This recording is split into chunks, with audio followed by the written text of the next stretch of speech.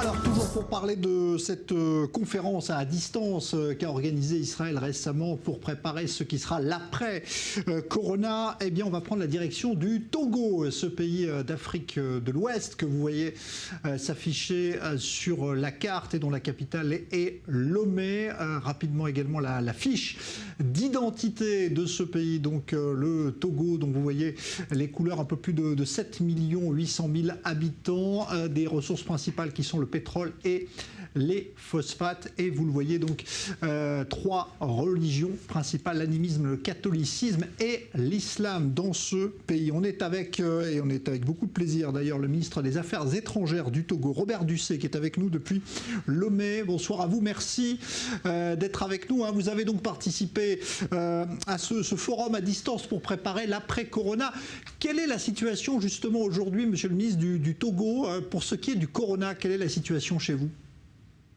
Je vous remercie pour votre question et pour l'intérêt que vous aviez pour l'Afrique en général et en particulier pour le Togo. La situation du coronavirus est sous contrôle au Togo. Aujourd'hui, nous sommes à 62 morts par le corona et à 3672 cas. Donc vous voyez que la situation est sous contrôle et nous pensons que avec les mesures mises en place par le gouvernement, nous arriverons, un peu comme les autres pays africains, à nous en sortir.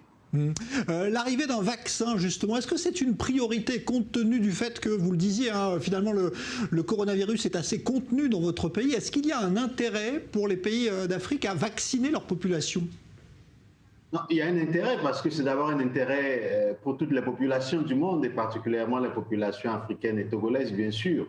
Mais nous pensons que cet intérêt, il est primordial, en ce sens que si nous avions moins de cas, ce n'est pas parce que nous sommes plus forts que vous, c'est parce que nous essayons de respecter les mesures de distanciation sociale, nous respectons les règles et nous essayons de nous protéger nous-mêmes et de protéger également nos populations. Mais pour nous, il nous faut absolument avoir ce vaccin. Malheureusement, nous n'avons pas la chance sur le continent africain, particulièrement au Togo, d'être parmi les premiers pour les raisons que vous savez, on peut en parler si vous voulez, mais nous voulons le plus tôt possible avoir accès à ce vaccin afin que toutes nos populations, togolaises ou africaines, puissent vivre aussi de manière normale comme nous le souhaitons dans le monde.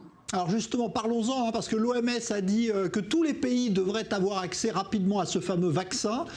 Qu'est-ce qui est prévu justement pour l'Afrique et pour le Togo, monsieur le ministre Robert Dussé? Vous savez, les perspectives pour le vaccin en Afrique et particulièrement pour notre pays, le Togo, c'est par le système COVAX. Donc c'est un système qui est mis en place et encouragé par les Nations Unies où évidemment on aura un soutien des partenaires pour que ce vaccin puisse nous parvenir. Donc, quand on fait le calcul, nous sommes déjà engagés dans ce système. Nous ne pouvons pas avoir ce vaccin au Togo, objectivement, pas avant 3 ou 4 mois. Donc, nous allons vers le mois de mai-juin, et ça, je suis encore optimiste. Donc, c'est sur cette distance-là, ce temps que nous travaillons, mais c'était le COVAX, nous le soutenons, nous sommes d'ailleurs contents et nous remercions les partenaires, et particulièrement les Nations Unies et l'OMS qui l'ont encouragé. Mais nous pensons qu'il faut que le plus tôt est le mieux pour nous, parce que nos populations ont besoin d'être protégées et ensemble, nous devons tous être protégés. Donc, le Togo voudrait être parmi les premiers pays. Nous savons déjà que certains pays africains ont déjà pris des initiatives avec des vaccins venus d'autres horizons, mais nous sommes optimistes pour y arriver le plus tôt possible, mais malheureusement pas avant mai-juin de cette année. Alors, vous avez participé à ce fameux forum organisé par Israël récemment pour préparer l'après-Corona. Est-ce qu'il est important, selon vous, qu'il y ait une vraie coopération justement entre les pays de plusieurs continents pour sortir de cette crise ensemble? La coopération est indispensable parce que cette crise, elle est mondiale, c'est une pandémie. Donc, aucun pays dans le monde, aucun continent seul ne peut vouloir régler le problème, vu ce que nous savions tous.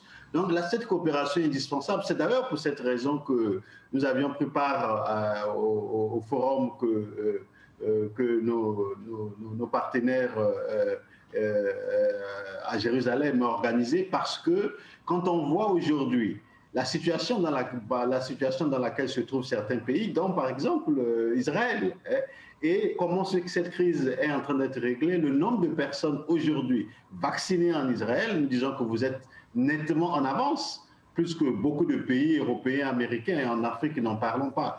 Donc, c'est un modèle pour nous aujourd'hui de suivre l'exemple israélien et de tout faire pour que ce qui est fait chez vous, avec ses hauts et ses bas, ses limites, parce que nous suivons l'actualité, en dépit de tout, il y a toujours des critiques, mais nous pensons que si nous, sur le continent africain, particulièrement au Togo, nous avons cette opportunité, nous allons la saisir la plus tôt possible afin de protéger les populations et de nous protéger nous tous contre cette vilaine pandémie qui nous empêche de travailler et de vivre.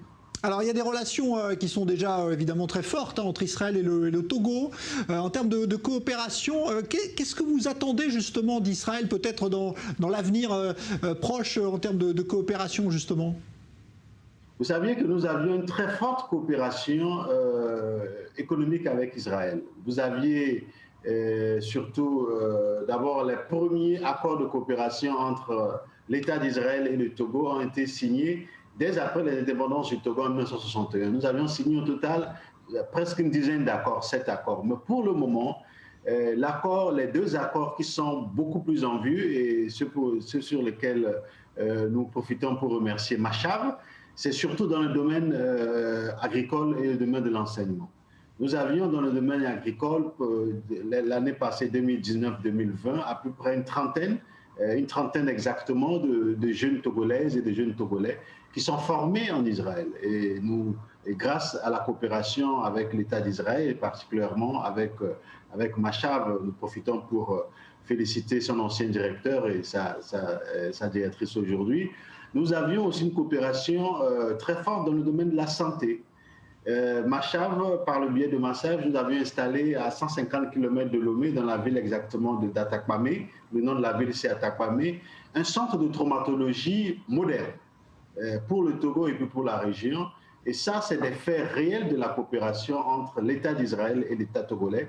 Et nous pensons que si nous continuons sur cette dynamique, la coopération dans les autres secteurs ne peuvent que se renforcer de plus en plus.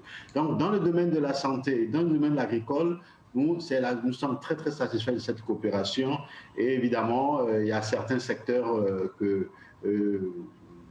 sur lesquels nous travaillons et nous sommes satisfaits. Aujourd'hui, cette année 2021, ça sera 60 ans que le Togo et Israël ont signé les accords de coopération et nous comptons marquer cette 60e année de notre coopération bilatérale par un certain nombre d'événements dont nous aurons l'occasion d'en parler pendant toute cette année. Eh ben, on sera ravis d'en parler, en tout cas dans le magazine Afrique. Évidemment, 60 ans, ça se fête, vous avez bien raison. Bonne année à vous et à votre pays, Robert Dussey, ministre des Affaires étrangères du Togo. Merci d'avoir été l'invité du magazine Afrique sur i24 News.